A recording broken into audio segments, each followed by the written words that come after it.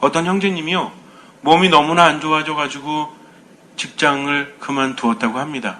생계를 이어가야 되는데, 그리고 앞으로 결혼도 해야 되는데, 늦은 나이에 결혼도 못하고 직업에 열심히 했는데 건강을 잃고 나니까 어때요? 아무리 능력이 좋아도 건강을 잃고 나면 아무것도 할 수가 없죠. 그래서 그동안 인생 설계를 해놨는데 아무것도 할 수 없으니 하루하루가 너무너무 힘듭니다. 그래서 집에서 지켜보는 어머니도 아버지도 너무나 마음이 아팠어요.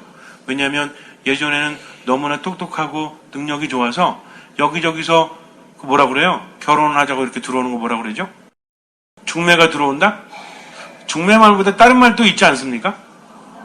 네? 청혼? 아니 그거 말고 어떤 사람이 있는데 좀 결혼시키면 안 되겠냐고 이렇게 자꾸 들어오는 거 아무튼 중요한 건 아니에요. 자꾸 이렇게 들어오니까는 이제 고르기만 했었던 거죠. 이 여자 괜찮고 이렇게 엄마가 골라가지고 아들한테 주면 아들이 난 별 관심 없다 이렇게 할 정도로 유망한 젊은이였습니다. 그런데 건강을 잃어버리니까 아무런 소용이 없어요. 집에만 있는 것을 보기가 너무나 안쓰러워서. 근데 힘이 없으니까 나갈 수도 없고, 더욱더 중요한 것은 그동안 내가 삶이 어땠는데 앞으로는 또 어떤 삶을 살아갈까라는 것이 마음을 무너지게 하니까 이 젊은이도 하루하루가 지옥이었던 거죠. 그러니까 엄마에게도 자꾸만 짜증을 내게 되고 가만히 좀 내버려 두라고, 어머니는 걱정하시니까 좀 일어나서 운동도 좀 해야 되지 않겠니, 이제는 정신 좀 차려야 되지 않겠니라고 말하죠. 근데 아들이 듣기에는 어때요? 그걸 누가 모르나? 그런데 옆에서 계속 말씀하시니까 죄송하기도 하고 또 자기 자신이 너무나 한심스럽기도 하고 힘들기도 하니까 속에는 그런 마음이 있지만 겉으로 나가는 건 뭐예요? 짜증스러움이죠. 근데 누구한테 짜증 내겠어요? 아버지한테? 어머니한테 자꾸만 짜증을 내니까 어머니도 참다 못해서 또 한마디 했다가 아들이 안쓰러우니, 그러니까 집에서 엄마랑 티격태격되는 거죠. 계속 자기도 힘들어 죽겠고 엄마도 힘든데, 우리가 서로 사랑하는 마음은 있지만 나오는 말은 이상하게 좀 다르지 않습니까? 그래서 사랑을 할 줄도 알아야 되지만 사랑을 받을 줄도 알아야 돼요. 가족 중에 누가 나한테 사랑하는 표현을 하면 받아들일 수도 있어야죠. 근데 우리는 이런 거 잘 못 받아들이잖아요. 걱정해가지고 걱정해지면 걱정 좀 하지 말라고 하면서 오히려 그렇게 말하니까 서로 상처를 주기도 하지 않습니까? 근데 그렇게 몇 달을 그냥 누워만 있다가 병원에 왔다 갔다 하면서 특별한 병명도 없는데 너무나 몸이 힘든 거예요. 그냥 집에만 있기도 힘들고 점점 기력은 떨어지고, 그래가지고 안 되겠다, 좀 일어나가지고 좀 돌아다녀야 되겠다. 계속 방에서만 누워있으니 힘들잖아요. 그래가지고 딱 나와가지고 여기저기 이제 돌아다니기 시작을 합니다. 근데 사람들도 이렇게 지켜보고 그동안 보지 못했던 것들 보니까 때로는 신기하기도 하고, 또 어떻게 보면은 저렇게 열심히 살아가는 사람들이 있는데 나는 이게 뭔가 라는 한심한 마음이 들기도 하고, 그러다가 이제 어느 날 걸어가다가 성당 앞에 도착을 합니다. 그래가지고 성당에 딱 들어갔어요. 근데 미사를 하고 있으니까 맨 뒤에 이렇게 멀거니 앉아가지고 미사 참여를 합니다. 세례도 받았어요. 천연성체도 했습니다. 근데 제대로 신앙생활 해본 적이 없어요. 그냥 어렸을 때 엄마 손에 이끌려서 성당에 갔던 거죠. 근데 요즘에는 엄마가 냉담을 해가지고 자기가 성당에 와도 엄마가 없잖아요. 그러니까 그냥 편안하게 뒤에 이렇게 앉아서 미사 참여를 하는데 왠지 마음이 편안해집니다. 그 다음부터도 이제 미사 시간 딱 관찰해가지고 자기가 나오는 시간을, 그러니까 몸에 기력이 없으니까 자주 밖에 나올 수가 없죠. 그러니까 자기도 모르게 미사 시간에 맞춰가지고 나오게 되는 거예요. 산책 삼아서 한 20분 걷다가 성당에 와서 미사 참여하고 또 집으로 돌아가고 몇 달 동안 그렇게 합니다. 사람들 딱 보니까 웬 청년이, 멀쩡하게 생긴 청년이 미사를 계속 나오니까 저녁 미사 때는 그런가 보다라고 했는데 10시 미사도 나오니까 어때요? 저 젊은이는 보아하니까 한참 일할 때 같은데 뭐하는 젊은이가 관심을 갖게 되죠. 와서 이제 뭐 커피도 한 잔 주고 말도 붙이고 막 그럽니다. 그러니까 그냥 뭐 이렇게 감사하는 말을 받아 먹기도 하고 이렇게 했죠. 근데 이제 어느 날 자꾸 이렇게 성당에 있다 보니까 기분이 좋아집니다. 마음이 편안해져요. 자꾸 말씀에 귀를 기울이게 됐다는 거죠. 그러면서 이미 다 알고 있었던 사실들, 또 평상시에 생각했던 모든 것들을 말씀으로 들으니까 새롭게 다가옵니다. 몰랐던 게 아니라는 거죠. 이미 알고 있음에도 불구하고 그동안은 느끼지 못했는데, 그래서 그동안은 머리로 알았지만 이제는 가슴으로 하나하나 받아들이게 돼요. 사랑이 무엇인지, 주님이 어떤 분인지, 그분이 우리를 얼마나 사랑하셨는지를 내가 삶으로 느끼게 됩니다. 그리고 가슴속에서 뭔가 뜨거운 감동을 느끼게 돼요. 그러다 보니까 혼자 울기도 하고 혼자 웃기도 하고 이렇게 하면서 성당에 앉아있는 시간이 너무너무나 행복합니다. 그런데 그렇게 몇 달 지나고 나니까 처음에는 올 때 힘들었거든요. 근데 이제는 발걸음이 가벼워지는 거예요. 성당에 조금만 가고 싶어가지고 말씀을 듣고 싶어서. 그래서 성당에 왔다 갔다 하면서 기력이 붙는다는 것을 깨닫게 됩니다. 예전에는 밖에 나갔다가 집에 들어가면 그냥 쓰러져 자야 됐어요. 근데 이제는 밖에 나갔다가 집에 들어와도 책상에 앉아서 오늘 미사에 들었던 말씀을 되뇌게 되고 기록하게 됩니다. 그렇게 하다 보니까 뭔가 부족함을 느껴요. 좀 더 뜨거운 이 느낌을 갖고 싶은데 뭔가 마음이 치유되는 것을 느끼는데, 그런데 성당에 보니까 앞에서 이제 신자들이 나가서 성체를 모시는데 자기는 모실 수 있어요, 없어요? 여태까지 냉담했으니 성체를 모실 수 있겠습니까? 그래서 어렴풋이 알고는 있어요. 고해성사를 보지 않으면 성체를 모실 수 없다는 것을. 근데 고해성사가 쉬워요, 어려워요? 아무리 명문대 나오고 아무리 똑똑한 그 젊은이라고 할지라도 왠지 두려워지는 건 사실이죠. 그래가지고 고해성사를 어떻게 해야 되는지 이제 이것저것 자료도 찾아보고, 그래가지고 앞에 딱 갔는데 왜 이렇게 떨리는지, 사람들이 들어갔다 나오는데 어떤 분은 울고 나오고 어떤 분은 그냥 이렇게 조용히 나오고, 그러니까 어때요? 들어갈 때와 나올 때 사람들이 좀 표정이 같습니까, 다릅니까? 물론 아무 생각이 없는 분들은 똑같아요. 그러나 정말 열심한 마음으로 성사를 이렇게 보는 분들은 성사를 보고 나서 하는 게 감사하는 마음으로. 근데 고해성사를 할 때도 대충 하시면 안 돼요. 맨 끝에 하느님 감사합니다. 그 다음에 사제가 뭔가 보석을 주고 훈화를 한 다음에 강복을 줄 때는 고개를 숙이고 나도 성부와 성자와 성령의 이름으로 당신의 죄를 사합니다 할 때는 성호를 그으면서 아멘 하는 거죠. 개별 강복을 받는 거거든요. 그러고 나오니 마음이 얼마나 행복합니까? 하느님의 사랑과 치유를 느끼는 거죠. 이렇게 나오니까 이 사람은 옆에서 보다가 계속 이렇게 서 있다가 자기 차례가 되면 화장실 가는 척 갔다가 뒤로 서고 또 뒤로 서고. 다른 분들은 성사 먼저 보려고 하는데 이 사람은 뭐예요?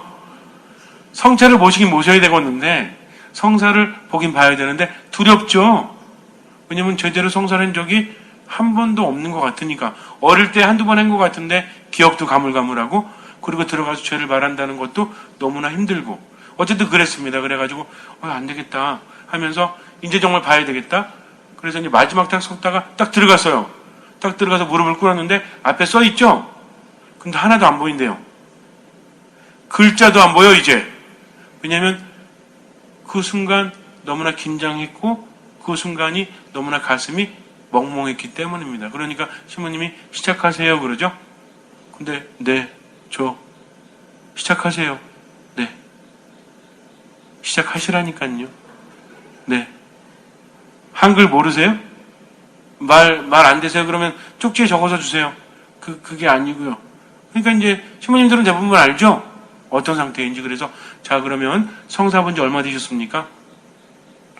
한 20년 정도 된 것 같습니다. 이렇게 얘기하니까 그래요? 그럼 어렸을 때 하셨네요?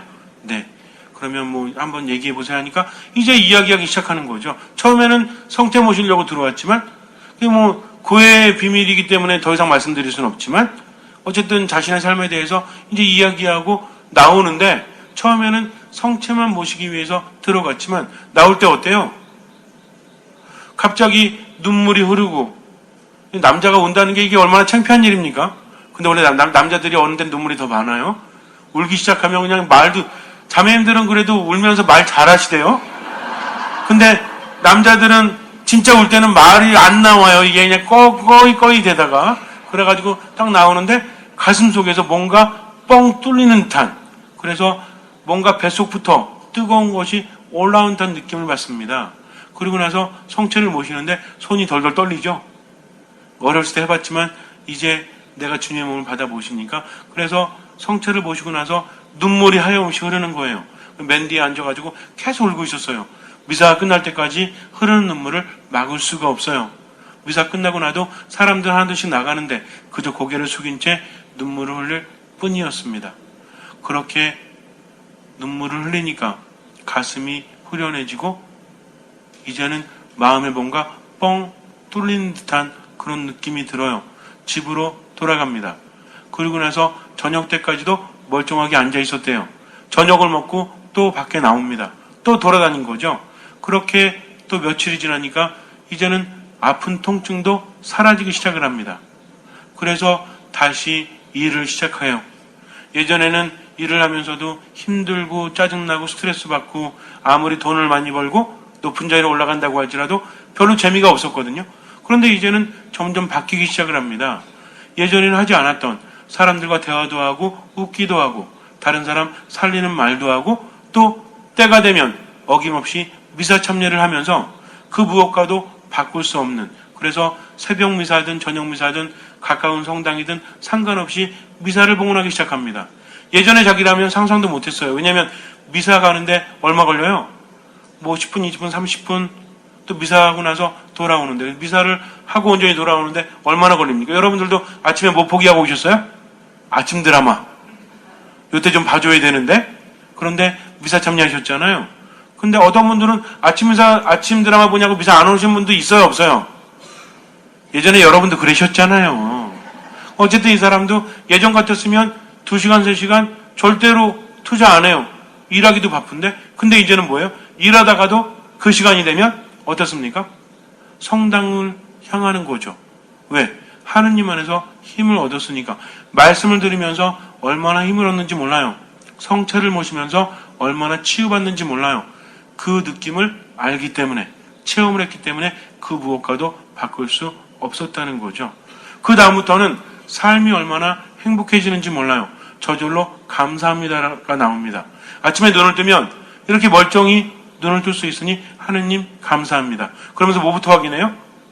머리맡에 있었던 매일미사를 꺼내놓고 오늘의 말씀은 무엇인지, 그래서 독서를 읽고 복음을 읽으면서 정말 기가 막힌 체험을 합니다. 그러면서 오늘은 또 어떤 말씀을 들려주실까 하면서 기대하는 거죠. 그렇게 출근했다가 시간이 되면 또 야근해야 될 때는 어때요? 성당에 갔다 와서 더 늦더라도 그렇게 했다는 겁니다. 미사 시간만 되면 모든 게 멈춰요.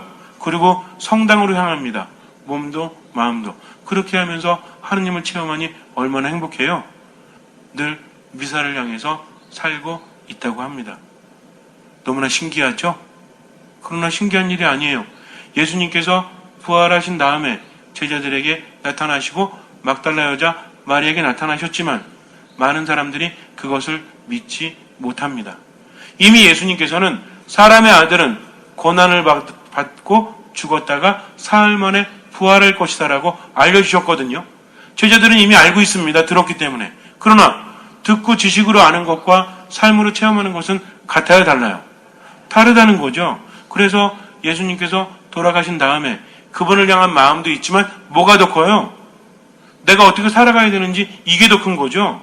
그분을 믿고 싶어요. 근데 중요한 것은 그렇게 기적을 일으키시고 좋은 말씀을 해주셨던 그분이 돌아가셨다는 거죠. 그러니 모든 것들이 무너집니까? 무너지지 않습니까? 지금 11제자들은 모여서 예수님을 만났다는 둥 이렇게 이야기하고 있지만 많은 사람들이 예수님을 떠나갔거든요. 왜? 이제는 더 이상 희망이 없잖아요. 그분이 돌아가셨는데. 그래서 어떤 여인도 예수님 만났다, 제자들도 예수님 만났다라는 소리가 들리지만 그건 다 뭐예요? 그럴 수도 있겠지만 그게 말이 돼? 너무나 예수님 그리우니까 그 사람들이 헛거본 거겠지. 꿈이랑 현실이랑 구분하지 못한 거겠지. 라는 생각도 할 수 있지 않습니까? 그러면서 어디로 돌아가요? 자신들의 삶으로 돌아갑니다. 11제자 말고도 예수님을 따랐던 제자들이 많이 있었죠? 정말 72제자도 있었고 수많은 사람들이 있지 않았습니까? 이 사람들이 하나둘씩 어디로 돌아가요? 자신들의 삶으로. 그러나 온전한 희망을 잃어버렸기 때문에 어쩔 수 없으니까 가는 거잖아요, 지금. 내가 좋아서 가는 것이 아니라 예수님이라는 희망을 잃어버렸기 때문에 돌아가지 않습니까? 그러니까 마음은 지금 어때요? 비록 내 살 길을 찾아서 가긴 가지만 마음속이 후련합니까? 답답해 미치겠는 거죠. 그런데 한 30리쯤 떨어진 엠마오를 향해서 두 제자가 가고 있었어요. 한 사람은 클레오파, 또 한 사람은 누군지 몰라요. 어쨌든 그렇게 가고 있는데 누가 와서 말을 걸죠? 아니, 표정이 별로 안 좋은데 왜 그러시냐고? 그랬더니 뭐라고 합니까? 잘 걸렸다 이거죠. 안 그래도 답답해 죽겠는데. 아니, 요새 예루살렘에서 일어난 일을 어떻게 모르십니까? 하면서 누구에 대한 이야기를 해요? 예수님에 대한 이야기를. 누구한테? 예수님한테. 그분을 알아본 거예요? 못 알아본 거예요? 어제도 말씀드렸잖아요. 막달라 여자 마리아가 예수님 만났을 때도 알아봤어요? 근데 언제 알아보죠? 마리아야라고 예수님께서 그의 이름을 불러주셨을 때 그분을 알아보고 돌아서 뭐라고 합니까? 라쁘니, 스승님 하면서 예수님을 붙잡으려고 하지 않습니까? 이 사람들은 마찬가지예요. 지금 가면서 정말 말도 안 되게 예수님한테 예수님 얘기를 하고 있죠. 무슨 얘기냐면 부활하신 예수님을 알아보지 못한다는 겁니다. 그러다가 언제서 알아봐요? 한참 처음에는 자기들이 얘기했죠. 우리 신앙이랑 똑같아요. 처음엔 신앙 가지고 내 얘기하고 내가 하나님께 하소연할 거 하고 이러다가 나중에는 어떻게 돼요? 말씀을 듣게 되는 거죠. 말씀을 들으면서 그들은 무엇을 느낍니까? 뭔가 뜨거운 것이 가슴에서 일어나는 것을 느껴요. 감동을 느끼고 힘을 느낍니다. 그러다가 이제 예수님을 붙잡죠. 처음에는 이제 그냥 얘기하다가 자기들 사는 곳에 도착을 했죠. 근데 예수님 또 가려고 하시니까 어때요? 저희와 함께 머무십시오 하면서 예수님을 자신들의 집으로 초대를 합니다. 집에 들어갔죠. 그 예수님께서 빵을 떼어주실 때 그때서 예수님을 알아봅니다. 알아봤더니 예수님은 또 사라지셨죠. 제자들은 서로 이야기하죠. 우리가 낮에 그분의 말씀을 들었을 때 얼마나 가슴이 뜨거웠던가. 그리고 이제 빵을 떼어주실 때 그분을 알아보았다 하면서 발길을 돌려서 어디로 갑니까? 다시 예루살렘으로 갑니다. 예수님을 잃어버렸지만 이제 누굴 찾은 거예요? 예수님을 찾았다는 거죠. 그분을 만났다는 거죠. 와서 보니까 어때? 처음에도 11제자하고 얘기했어요? 안 했어요? 예수님 만났다 얘기했죠? 근데 믿었어요? 안 믿었어요? 안 믿고 갔잖아요. 다시 돌아왔죠? 처음에 했던 얘기랑 비슷한 얘기입니까? 아니면 전혀 다른 얘기입니까? 비슷한 얘기죠? 근데 이제는 자기들도 어때요? 처음에는 들으면서 아유 뭐 그랬어 그래 뭐 힘드니까 그럴 수도 있지 하고 가다가 누구 만났어요? 와서 이제 대화가 어떻게 돼? 나도 만났어 나도 하면서 서로 통합니까 안 통합니까? 통한다는 거죠. 이렇게 수많은 사람들이 앉아있지만 이 중에는 예수님을 체험한 사람도 있고 체험하지 못한 사람도 있습니다. 이 이야기는요 체험하지 않으면 결코 들을 수 없다는 거죠. 20년 30년 신앙생활했다? 그렇다고 체험해요?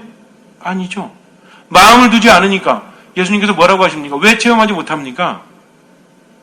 마음이 무디어져 있기 때문에 성당에 몸은 앉아 있지만 마음속에 사랑이 없고 그분의 말씀을 들으려고 하는 마음이 전혀 없으니까 성당 다니는 사람이 더해 자기 거 쓸 줄 모르고 얻어먹을 줄만 알고 남한테 베풀 줄 모르고 그렇게 되니까 어때요? 사랑이 없으니까 하느님이 들어오실 자리가 없죠. 그러나 이 예수님의 제자들은 주님을 향한 열정이 있었잖아요. 그분을 따랐잖아요. 신앙은 자기가 깨닫는 것이 아니라 주님께서 이끌어 주신다는 거죠. 내가 하는 것이 아니라 주님께서 내 안에 오셔서 나를 변화시켜 주십니다. 막달라 여자 마리아도 누가 그의 이름을 불렀을 때 눈앞에 계신 예수님 알아보지 못하다가 예수님이 부르니까 응답하잖아요. 이 사람들도 제자들도 이제 낙심해서 고향으로 돌아가는데 누굴 만났어요? 예수님 만나서 말씀을 들었죠? 또 빵을 떼어 나눠주셨죠? 그때서야 예수님 만나서 삶이 바뀌잖아요. 다시 예루살렘으로 돌아갔다는 거죠. 우리는 언제 예수님 만날 수 있어요? 그렇죠. 그분의 말씀을 듣고 그분이 빵을 떼어 나눠주시는 그 공간과 시간이 언제 어딥니까? 바로 지금 여기라는 거죠. 우리도 엠마오로 가는 제자와 똑같아요. 삶 안에서 지쳐서 힘들어서 이제는 처음에 신앙에 대한 기대를 가졌다가 세례받고 살다 보니 어때? 생각이랑 다르거든. 처음엔 세례받으면 막 성령이 내려오셔가지고 내 몸과 마음을 감싸고 뭘 해도 기쁠 줄 알았어? 근데 세례받았는데 똑같아. 처음에 받을 때만 좀 두근두근거리고 살았더니 어때요? 생존율이 30%밖에 안 되잖아요. 주임에서 나오는 분들이 평균적으로 그 많은 사람들 세례받은 다 어디 갔단 말입니까? 왜? 기대는 했는데 채워지지 않으니까. 그러나 중요한 것은 하느님께서는 내가 원하는 걸 주시는 것이 아니라 우리에게 필요한 것을 주신다는 겁니다. 여러분들은 원하는 게 생겼으면 좋겠어요? 아니면 필요한 게 생겼으면 좋겠어요? 우리에게 필요한 것이 생겨야 된다는 거죠. 그렇게 주님께서 우리를 사랑하시니까. 근데 문제는 뭐냐면 원하는 게 이루어지지 않으니까 하느님 옆에 머물지 못합니다. 그분을 알아보지 못하는 거죠. 그럼 하느님이든 부처님이든 뭐든 상관이 있어요? 내 소원만 이루어주면 되지? 이런 마음을 갖고 있으니까 참된 신앙이라고 말할 수 없죠. 그분을 만나서 그분을 체험해서 그분의 말씀을 듣고 그 말씀에 대해서 힘을 내고 성체를 모심으로 인해서 내가 치유받고 살아갈 수 있는 것이 진짜 신앙인데, 그러다 보니까 처음에는 머물다가 나중에는 하느님을 떠나게 되잖아요. 그러다가 어느 날 갑자기 미사 참여하면서 뭘 느껴요? 뜨거움을 느낍니다. 그래, 이거였구나. 한 대 미사가 매일매일 우리에게 다가오지만 사실은 십자가상에서 우리를 위해서 모든 것을 내어주신 예수님의 은총이 미사를 통해서 우리에게 전해진다는 거죠. 이거 깨달으면 뭔지 아세요? 어떤 분은 그래요. 시모님, 미사가 1년에 364일 내지는 5일 있는데, 성금을 빼면, 언제든 미사를 참여할 수 있는 거 아닙니까? 매일 있잖아요. 그러면 우리들에게 매일이 있다고 보장할 수 있어요? 이 미사가 마지막이 될지 누가 합니까? 엠마오로 갔던 제자가 예수님 만나서 다시 돌아오듯이 우린 미사를 통해서 치유받습니다. 미사를 통해서 힘을 얻는다는 거죠. 믿으십니까? 그러면 미사 안에 온전히 머무십시오. 어떻게 해야 돼요? 들어야 되죠. 그 다음에 어떻게 해야 돼요? 주님을 모셔야 되죠. 그럴 때 우리는 누굴 알아보게 돼요? 주님을 알아보게 됩니다. 성당 대충 다니지 마시고요. 말씀을 들으십시오. 듣고 기도하십시오. 그리고 실천하십시오. 힘드십니까? 어쩌면 삶에 지쳐가지고 너무 힘들죠? 딴 데 가지 마세요. 그분의 말씀을 들으십시오. 성체를 영하십시오. 미사 안에 온전히 머무십시오. 때로는 기분이 안 좋고 몸에 기력이 없어도 그래도 머무십시오. 그러면 어느 순간에 그분을 체험하게 됩니다. 주님께서 나에게 오셔서 가르쳐 주시기 때문이죠. 내가 한다고 되는 것이 아닙니다. 그분이 말씀을 들려주시고 빵을 떼어주실 때 그분을 알아봤던 것처럼, 그분이 말의 이름을 불렀을 때 주님을 알아봤던 것처럼 주님께서 이끌어 주셔야만 내가 그분을 체험할 수 있습니다. 그러니 믿고 머무십시오. 부활하신 예수님을 우리는 알아볼 수 있을까요? 없을까요? 있는 분도 계시겠죠. 근데 성경을 보면 예수님께서 엠마오로 가는 제자들을 만났을 때 그들은 예수님을 알아봅니까? 알아보지 못합니까? 알아보지 못해요. 예수님의 제자들이었는데 옆에서 클레오파하고 가고 있는데 예수님이 와서 무슨 일이냐고 물었더니 뭐라고 합니까? 아니, 세상에 요새 예루살렘에서 일어난 일을 모른단 말입니까? 어디서 왔어요? 하면서 신나게 이야기하죠? 누구 얘기를? 누구한테? 이게 알아본 거예요? 근데 언제 알아봐요? 빵을 떼어 나누어 주실 때 그분을 알아보게 됩니다. 알아봤더니 그분은 사라지셨어요. 막달라 여자 마리아는요, 예수님을 너무너무 사랑했어요. 왜 그런지 아십니까? 부활에 대한 확신이 없었죠? 제자들도 없었어요. 근데 그 여인은 예수님 때문에 인생이 바뀐 사람이잖아요. 눈에 보이는 예수님을 너무나 흠모했고 그분의 말씀을 너무나 듣기를 좋아했던 거죠. 근데 문제는 뭐였냐면 7마귀에 걸려서 고생했던 한 여인의 처참한 삶이 예수님을 만남으로 인해서 변했죠? 원래 막달라 여자 마리아는 뭐예요? 우리 신자분들 중에 아직도 그런 분들이 있어요. 마리아 막달레나 그러니까 마리아가 이름이고 막달레나가 성인가 막 이런 분들이 있어요. 마리아 막달레나가 뭐예요? 막달라 지방에 사는 마리아란 뜻입니다. 그러니까 막달레나는 뭐냐면 막달라 지방이라는 지명 이름이에요. 우리는 누구겠어요? 마리아 기안 뭐 이렇게 되는 거겠죠? 어쨌든 근데 이 막달라 여자 마리아가 7마귀 들려가지고 엄청나게 고생했죠? 마귀 들렸다는 것은 무엇입니까? 사람답게 살지 못하는 거잖아요. 마귀 들린 사람 보셨어요? 아마 우리 오래된 신자분들은 좀 보셨을 것 같아요. 옛날에는 그 마귀 들린 환자들이 좀 있었잖아요. 막 레지오에서 다 잡아가지고 밧줄을 꽁꽁 묶어가지고 뒤에 딱 이렇게 앉혀놓으면 성가 부를 때 일어나서 막 춤추죠, 이렇게? 춤추고 막 이렇게 뛰어다니다가 누구한테 가요? 가장 믿음이 없는 사람도 다 달려들어요? 그럼 깜짝 놀라가지고 미사 시간에 도망가고 그러면 옆에 있는 할머니가 일어나가지고 어떻게 해? 성수로 찍어가지고 한 대 시딱 때리면 막 깜짝 놀래가지고 뒤에 가서 앉아있고 이런 거 못 보셨죠? 저는 어릴 때 봤어요. 북수동 성당이었었는데 이 할머니들이 그 마귀 환자들 이렇게 꼭 밧줄로 묶어놓고 이렇게 못 움직이게 그러면은 나머지 믿음 약한 분들은 어때요? 미사 내내? 자꾸 두려운 거지. 자기한테 올까봐. 근데 할머니들이 뭐 힘이 있습니까? 근데도 장정들이 끌어도 안 가는데 누가 끌면 가? 할머니가 와가지고 성수 묻혀가지고 한 대 딱 때리면 금세 따라가요. 요게 이제 마귀 환자인데. 근데 정말 그렇게 7마귀가 들렸다. 그럼 이 사람은 뭐예요 지금? 정상적인 삶을 살아갈 수 없는 여인이었죠. 남자도 아니고 여자예요. 시집 가겠습니까? 누가 그런 여자를 데려가요? 근데 그때만 해도 여자들은 어땠어요? 아무리 능력이 있어도 혼자 살 수 있어요? 없어요? 그러니까 누굴 따라야 돼? 기가 막히지? 우리나라랑 똑같아요. 옛날에 어릴 땐 아버지를 따르고 결혼해서는 남편을 따르고 나이가 들어서는 자식이 아닙니다. 아들을 따르는 거예요. 이게 삼종지도죠. 그때도 그랬어요. 아들을 낳은 어미는 당당하지만 아들을 낳지 못하면 당당할 수가 없죠. 그만큼 남자가 중요했다는 거죠. 근데 이 여인은 어땠습니까? 그런 희망조차 모두 사라졌죠. 그러다 누굴 만났어요? 예수님이 그 여인을 구원해 주시지 않습니까? 그때부터는 누구만 보여? 예수님만 보이는 거죠. 내 삶은 존재하지 않아요. 우리가 특히 봉사 많이 하는 분들 보면 어때요? 하느님을 위해서라면 모든 걸 다 내어놓죠? 대답 소리 안 나올 줄 알았어요. 봉사 열심히 하는 분들은 그렇습니다. 이 여인도 그랬습니다. 왜? 그분을 만나서 삶이 바뀌었기 때문이죠. 그 전의 삶은 삶이 아니었잖아요. 너무나 힘들었잖아요. 그런데 이제는 그분이 치유해 주시고 마귀를 쫓아내 주시니 새로운 삶을 살아갔죠. 그러니 예수님이 삶의 중심이지 않을 수 없잖아요. 그런데 문제는 그랬던 분이 돌아가십니다. 마리아는요, 아무것도 할 수 없어요. 그래서 동이 트자마자 어디로 갑니까? 밤에는 돌아다닐 수 없으니 밤새 동이 틀 때까지 기다렸다가 뭐 자다 일어나서 갔겠어요? 밤새 슬피 울다가 예수님 없으면 견딜 수 없으니까 무덤에라도 가본 거죠.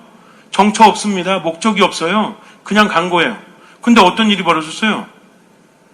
무덤이 비었네. 그래가지고 어떻게 합니까? 제자들한테 쫓아가고 얘기하죠. 누가 달려왔어요? 베드로하고 요한이 달려왔죠. 누가 빨라요? 왜? 젊잖아요. 베드로는 나이가 많고. 근데 와가지고도 먼저 들어갑니까? 안 들어갑니까? 안 들어가죠. 늦게 온 베드로 기다렸다가 베드로가 늦게 와서 들어가죠. 그리고 보고 믿죠. 그때서야 요한도 따라 들어가서 보고 믿습니다. 그리고 집으로 돌아갔죠. 누구만 남았어요? 밖에 서 있던 막달라 여자 마리아만 남아요. 그때서야 이제 마리아도 안으로 들어가지 않습니까? 근데 누가 있었어요? 천사들이 예수님의 머리와 발치, 그러니까 누우셨던 부분에 그렇게 있죠. 그리고 나서 왜 우느냐라고 합니다. 마리아는요, 정처 없어요. 목적도 없습니다. 그저 사랑했던 예수님이 죽으셨다는 것이 너무나 마음이 아프죠. 그런데 와보니까 그분의 시신도 없네? 그러니 올 수밖에 더 있습니까? 그러다가 어디 가셨는지 궁금해서 묻지 않습니까? 근데 뒤에서 왜 우느냐? 딱 보니까 누군지 알았어요. 정원직이. 근데 누구였어요? 알아봤습니까? 알아보지 못했습니까? 알아보지 못했습니다. 그런데 예수님께서 마리아야 라고 부르니 그때서야 라쁘니 하면서 스승님하면서 예수님을 잡으려고 하죠. 예수님이 이름을 불러주시기 전에는 알지 못했다는 겁니다. 체험은요, 내가 하는 게 아니에요. 그분의 말씀 안에 간절한 마음으로 머물 때, 미사 안에 온전히 머물 때 그분이 우리에게 주시는 것이 체험이라는 거죠. 신앙이라는 것은 내가 무엇인가를 하는 것이 아니라 온전히 맡길 때 그분이 이끌어 주시고 나에게 주시는 것이 바로 체험이라는 겁니다. 근데 우리는 그동안 어떻게 신앙생활 했죠? 좋은 말 듣고 좋은 글 읽고 내가 하려고 했잖아요. 미사 안에 와서도 예수님 중심으로 머물지 않고 예수님 얘기 얼마나 들었습니까? 예수님 생각 얼마나 많이 했습니까? 이 공간에 있으면 누가 중심이 돼야 돼요? 예수님만을 생각해야 되지. 누구처럼? 막달라 여자 마리아처럼. 너무나 힘들어서 너무나 괴로워서 그분이 없으면, 그분만 있으면 어떤 고통도 이겨낼 수 있는데 그분이 없는 것 자체가 고통이라는 거죠. 그렇지 않습니까? 우리에게 희망만 있다면 내가 아무리 힘들고 괴로워도 이겨낼 수 있잖아요. 가장 중요한 건 희망이 없다는 것이 가장 괴로운 것이 아니겠습니까? 그러다 보니까 주님만 바라보고 서 있는 거죠. 그럴 때 주님께서는 우리 이름을 불러주십니다. 그때서야 그분을 체험하게 돼요. 근데 이때도 위험해요. 왜? 마리아는요, 예수님께서 이름을 불러주셨을 때 돌아서서 어떻게 합니까? 잡으려고 하죠. 예수님께서 뭐라고 하세요? 잡지 마라. 아직 내가 아버지께 가지 않았으니 나를 붙잡지 마라고 하십니다. 붙잡는다는 것은 여러 가지 표현이 있어요. 특히 요한복음에서는 붙잡는다는 것은 우리는 어때요? 뭔가 확인하기 위해서는 꼭 어떻게 해요? 만져보려고 하고 붙잡으려고 하는 게 아주 원초적이지 않습니까? 눈으로 보고 못 믿으니까 어떻게 하려고 그래요? 토마가 뭐라고 그래요? 내 눈으로 보고 손가락을 넣어보지 않고는 믿지 못하겠다라고 하잖아요. 우리도 비슷하지 않습니까? 뭔가 체험해야 되고 내가 직접 겪어봐야 되고 이러지만 내가 붙잡는 그 순간 붙잡으면 어떻다는 얘기예요? 내가 하는 겁니다.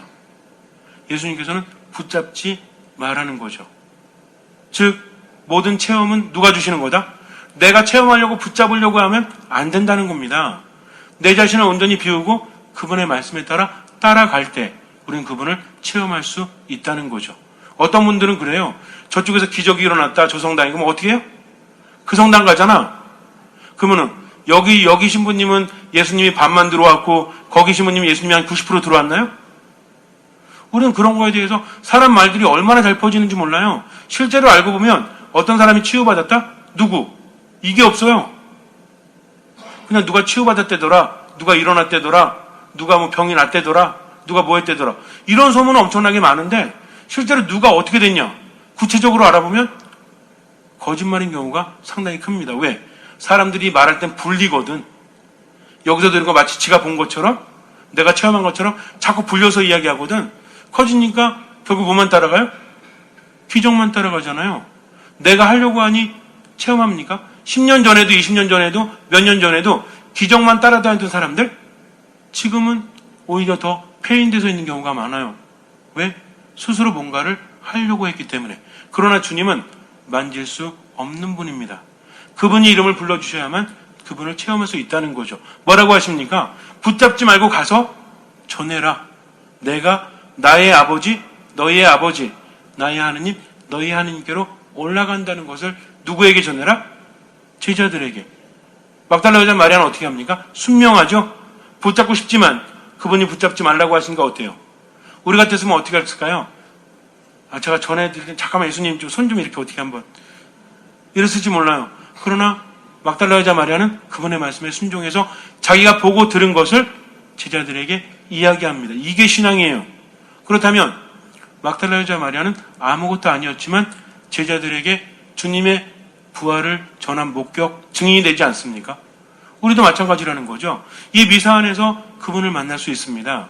그러나 중요한 것은 절실한 마음으로 머물 때 누가 체험을 주세요? 그렇죠. 근데 막달라 여자 마리아는 누구만 바라봤죠? 예수님만 찾고 있었잖아요. 무덤에 예수님 없으니까 어디로 가셨을까? 우리는 미사 중에 어떻게 머뭅니까? 오로지 예수님만 생각해요? 그분이 어떤 말씀하셨는지 또 그분이 어떤 분이신지 그래요? 몸은 여기에 있어. 근데 마음은 어디 있어요?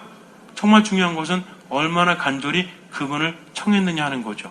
체험은 그분이 주시는데 그래서 이제는 뭔가를 하려고 하지 마세요. 그냥 그분 안에 온전히 머무십시오. 내게 힘든 일이 있어서 괴로운 것이 아니라 주님이 나와 함께 하지 않으시니까 괴롭고 힘든 겁니다. 그러니 이제 누구만 추구하면 돼요? 오로지 주님만, 오로지 하느님만. 그러면 누가 체험을 주십니까? 그분이 체험을 주십니다. 잠시 눈을 감으세요. 신앙이라는 것은 오로지 예수님을 만나는 것입니다. 부활하신 예수님은 우리가 볼 수 없어요. 우리가 알아보지 못해요. 그러나 마리아야라고 부르실 때 마리아가 예수님을 알아보았듯이 그분이 우리를 불러주시면 우리는 그분을 체험할 수 있습니다. 그런데 미사 안에서 기도 안에서 말씀 안에서 머물 때 그분은 나의 이름을 불러주십니다. 예수님을 만나면 치유가 이루어지죠. 막달라 여자 마리아는요 슬퍼서 울고 있었어요. 그런데 예수님 만나고 어떻게 됩니까? 그분의 복음을 전하는 사도가 되었죠. 마찬가지입니다. 하느님을 체험한 사람은요, 자기의 우울함 속에, 자기 슬픔 속에 갇혀있지 않습니다. 기쁜 마음으로 그 복음을 전하는 거죠. 하느님 안에 머무십시오. 그러면 주님께서 우리를 기쁘게 하십니다. 하느님 안에 머무십시오. 그러면 주님께서는 우리를 기쁨의 사도가 되게 하십니다. 하느님을 믿으십시오. 주님께서는 그 믿음을 보시고 우리 삶에 놀라운 기적을 일으켜 주실 것입니다. 아멘.